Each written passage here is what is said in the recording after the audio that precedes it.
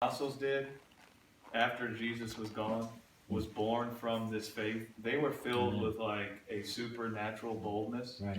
There's a lot I could say about that, but I think the church, what we've tried to do is we've tried to look on boldness and said we must be bold. Mm-hmm.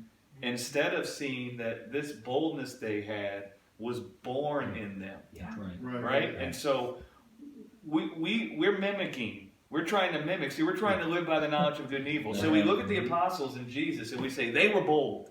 They went around doing these things. And then we say, it's good that they did that. We must do that too. Right? And so then we're trying to mimic what they did. Because we say they did it, now we must do it. No. Something was born in them. Yes. Right? And so what we want to say is, what was born in them? And in what way was it born in them? Right? And that's what we want to be busy with. And the thing that filled the apostles with boldness was eternal life.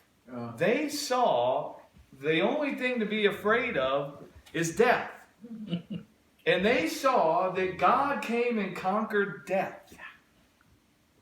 God came and conquered their death. So that filled them with the boldness that the life they had inside of them had overcome the world.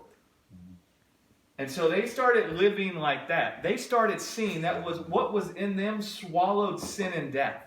And they began relating to people and talking to people and praying for people and living their lives that way. Yeah. Right? And so the church has tried to mimic the power that they walked in. Right? The power of an indestructible life, instead of preaching the indestructible life and letting that indestructible life be born in people. Yes. Right? We're constantly trying to do that. We're trying to do it backwards. Right? Well, you must be bold. You must take your authority. Man, baloney. You don't see the apostles teaching people about how you got to take your authority. No.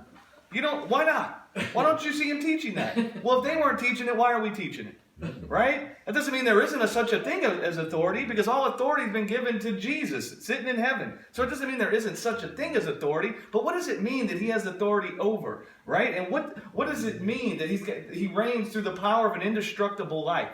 What do those things mean? What does this eternal life mean? Let us hear about that, and let us see what that will give birth to inside of us. Amen. Right? And then we'll find boldness born in us. We'll find confidence born in us. We'll find ourselves walking in the power of an indestructible life instead of trying to bring forth life. Because we saw they did, and now we must. Right. Yeah, and every time